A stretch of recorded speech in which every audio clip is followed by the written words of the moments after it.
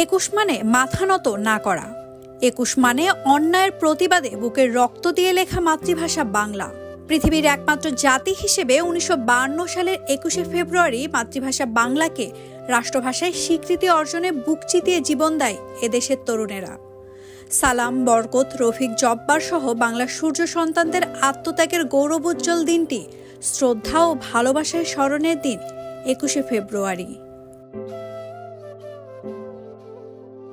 ১৯৫২ সালের ২১শে ফেব্রুয়ারি এদিন ভাষার জন্য রক্ত ছড়ানোর ইতিহাস সৃষ্টি করেছিল বাঙালি জাতি, যে ইতিহাস আজ আন্তর্জাতিক মাতৃভাষা দিবস হিসেবে স্বীকৃত। কি ঘটেছিল সেই দিন? ২০ ফেব্রুয়ারি সন্ধ্যায় সরকারি ঘোষণা আসে ২১ ফেব্রুয়ারি ১৪৪ ধারা জারি থাকবে। কিন্তু এর আগেই সর্বদলীয় ছাত্র সংগ্রাম পরিষদ ঘোষণা দিয়েছিল হরতালের। ২১শে ফেব্রুয়ারি সকাল ৮টা ১৪৪ ধারা তোয়াক্কা না করেই ঢাকা বিশ্ববিদ্যালয়ের শিক্ষার্থীরা কলাভবনের সামনে জড়ো হন।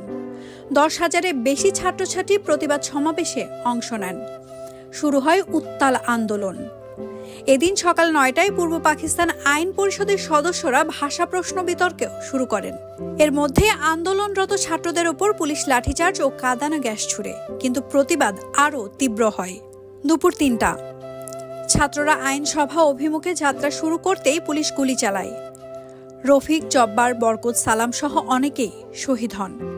ইতিহাসের পাতায় লেখা হয় রক্তের নতুন অধ্যায়।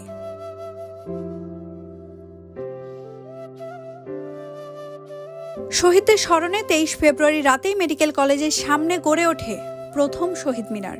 ১৯৫৬ সালে অবশেষে বাংলা ভাষাকে রাষ্ট্রভাষার স্বীকৃতি দিতে বাধ্য হয় পাকিস্তান সরকার।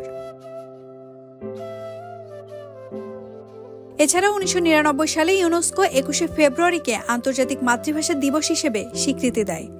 বাংলার সেই রক্তাক্ত ইতিহাস আজ বিশ্বজুড়ে সম্মানিত। নাওমিন নাসরিন, ডেইলি সান।